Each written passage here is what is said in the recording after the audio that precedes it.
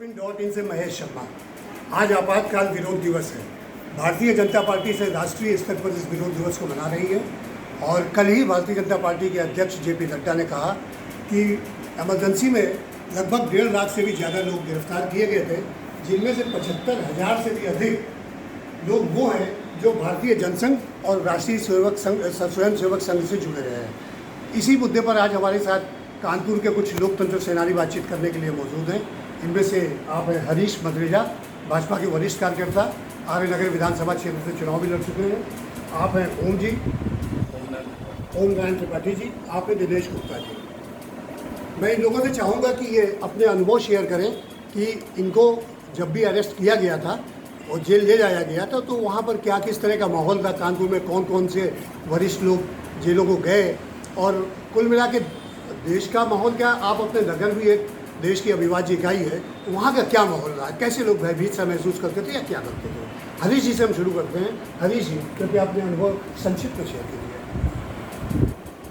25 जून 1975 देश में आपातकाल लगा। केवल एक मुकदमा हारने की वजह से इंदिरा जी को पद छोड़ना था, इस नाते उन्होंने पूरे देश को आपातकाल में ढकेल दिया। मैं 1 दिसंबर 1975 को सत्याग्रह करके जेल गया था। एसडी कॉलेज में 11 लोगों की टीम बनी थी कि 11 लोग आज सत्याग्रह करेंगे। कॉलेज में एक सुतली वाले बम का वो करते थे आवाज़, तो पुलिस दौड़ पड़ती थी और हम लोगों को अरेस्ट कर लेती थी। हम लोग नारे लगाते थे, लोकतंत्र बहाल करो और इंदिरा जी आए है, ये सब नारे लगाते थे। इस तरह से हमने सत्याग्रह किया था और तब मेरी उम्र मुश्किल से 20-21 वर्ष थी। 11 लोगों में हम केवल 2 ही लोग गए थे, मैं और कृष्णपाल सिंह भदौरिया लाले। 9 लोग उस दिन नहीं आए थे, लेकिन हम लोगों में कतई किंचित मात्र न तब था न आज है, कोई डर नहीं था। पुलिस वालों ने थाने ले जाने के बाद बहुत समझाने का प्रयास किया कि आप लोग लिख के दे दो, हम आपको यहीं से छोड़ देंगे, अभी आपकी एज क्या है, आपको IAS बनना है, PCS बनना है। हम लोग का नहीं, हम लोगों को वो नहीं बनना है, हम लोग को यही बनना है।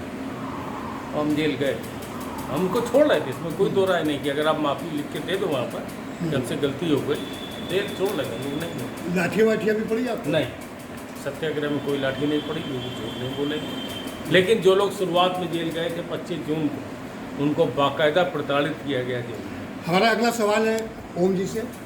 ओम जी, ये बताइए कि कहा जाता है कि इमरजेंसी की नींव तो 12 मार्च की तारीख रही होगी जब इंदिरा गांधी पर सरकारी मशीनरी चुनाव में दुरुपयोग करने का आरोप सिद्ध हुआ था। उसके बाद से वो उनमें घबराहट आई और कहा जाता है कि इमरजेंसी की नींव तभी से पड़नी शुरू हो गई थी। तो उसके बाद का माहौल क्या रहा? 12 जून, आप सॉरी क्षमा कीजिएगा, 12 जून, मैंने पहले ही कह दिया, मैं डेट में थोड़ा कंफ्यूज हूँ। 12 जून। तो ओम जी, ये बताइए कि तब 12 जून से कैसा माहौल बनना शुरू हुआ? गिरफ्तारियाँ तो 25 के बाद हुई, 26 को जब उन्होंने इमरजेंसी घोषित की थी रेडियो में। 12 जून की स्थिति है, मेरी समझ में लोगों को एहसास ही नहीं था क्या होने वाला है। ये लग रहा था एक सामान्य बात है और हो सकता है ये कुछ इस तरह का करें, एक तानाशाही जैसा इनके दिमाग में पहले से ही भरा हुआ था। किसी की नहीं सुनती थी, अपनी पार्टी की भी नहीं सुनती थी, समाज की तो छोड़ दीजिए। तो एक स्थिति द्वितीय और राष्ट्रीय स्थिति उनके दिमाग में पहले थी और ऐसे में उनके साथ ये होना अवश्यंभावी था कि ऐसा ही होगा, लेकिन इतनी भयावह की कल्पना नहीं थी। 25 तारीख की रात में जो उन्होंने आपातकाल घोषित किया तो वो अकल्पनीय है। कभी कोई नहीं सोच सकता था कि मीडिया को इस तरीके से कैप्चर कर लिया जाएगा और लोगों को घरों के अंदर कैद कर दिया जाएगा, लोगों की जवान बंद कर दी जाएगी, जवानों को, बुजुर्गों को, माताओं को, बहनों को, किसी को आज़ादी नहीं होगी। केवल एक को आज़ादी होगी पूरे देश के अंदर, वो होगी इंदिरा गांधी। उन्होंने अपनी किसी से भी चर्चा नहीं की थी, जितने भी बड़े बड़े उनके लोग थे उनसे भी कोई चर्चा नहीं की थी। सीधे जाकर के उस समय जो तत्कालीन राष्ट्रपति थे उनके पास उन्होंने एक नोट भेजा था और ऑर्डर दे के भेजा था, साइन कर दो। उन्होंने कर दिया और आपातकाल घोषित हो गया। सवेरे उन्होंने सीधे जाकर के जो प्रसारण किया है टीवी से, रेडियो से, उसमें जाकर के उन्होंने कुल चंद शब्दों में बोल दिया कि ये आपातकाल और बस इतनी सी बात, उतना हो गया। वो माहौल जो था पूरे देश के अंदर भयावह आ गई। अपनी बात जवान सब बंद, तो उसका विरोध करने के नाम पर पहले दिन तो कोई तैयार हुआ नहीं। धीरे से जब भूमिका बनी, लोगों को लगा कि देश को किसी तरीके की एक दिशा देनी पड़ेगी, तो सामूहिक रूप से कई दलों ने मिल करके, कई संगठनों ने मिल करके एक योजना बनाई कि हाँ भाई हमको आंदोलन करना चाहिए।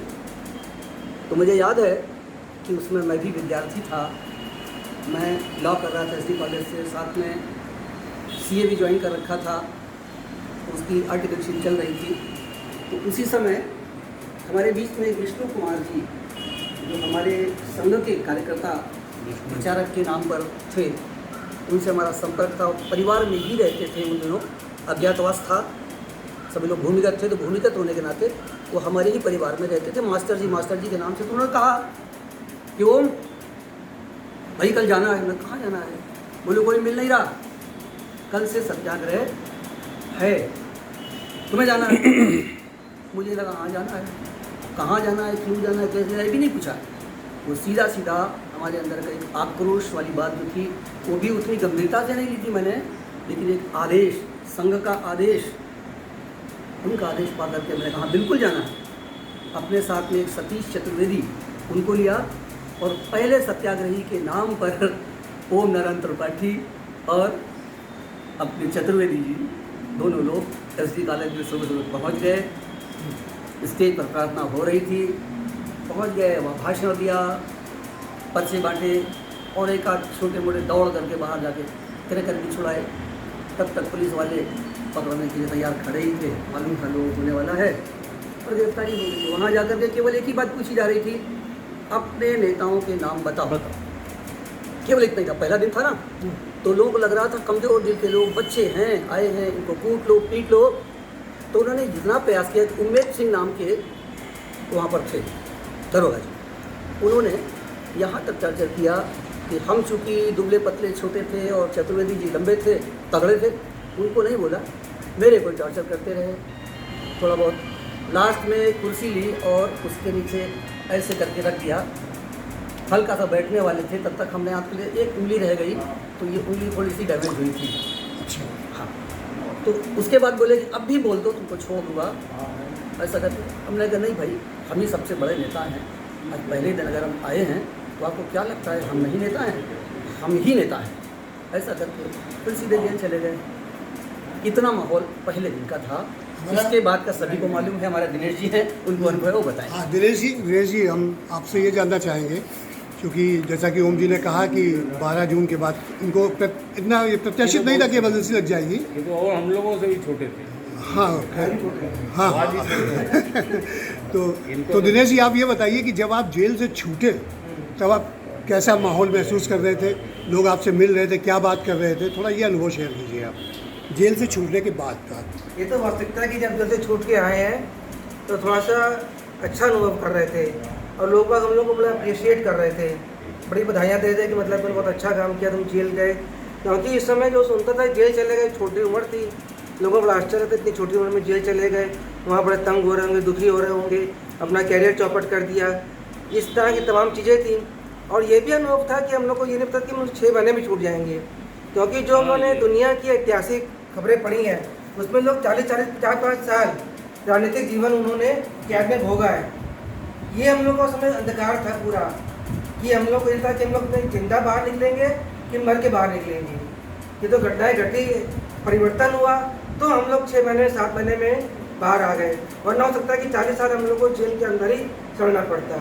अच्छा, जेल से छूटने के बाद जेपी आंदोलन में आप लोगों की सक्रियता किस तरह की थी? ये हम संघ के नाते थे ना, हम चलिए ठीक है दिनेश जी, बहुत आप सबको बहुत बहुत धन्यवाद इस पर चर्चा के लिए। और एक बात मैं बताता चलूँ कि आज भारतीय जनता पार्टी राष्ट्रीय स्तर पर विरोध दिवस मना रही है। ऐसे में नगर के अध्यक्ष सुनील बजाज ये लोकतंत्र सेनानियों को अपनी तरफ से एक सर्टिफिकेट, एक प्रमाण पत्र भिजवा रहे हैं, जबकि इन लोगों के योगदान को देखते हुए उन्हें खुद आना चाहिए कि कानपुर में जो भी भाजपा से जुड़े लोकतंत्र सेनानी हैं उनको अपने हाथों से सर्टिफिकेट देते तो बहुत अच्छा होता है। अगर आपको आपको हमारा वीडियो पसंद आया हो तो इसे लाइक करें, सब्सक्राइब करें और साथ ही बेल आइकन दबाना ना भूलें।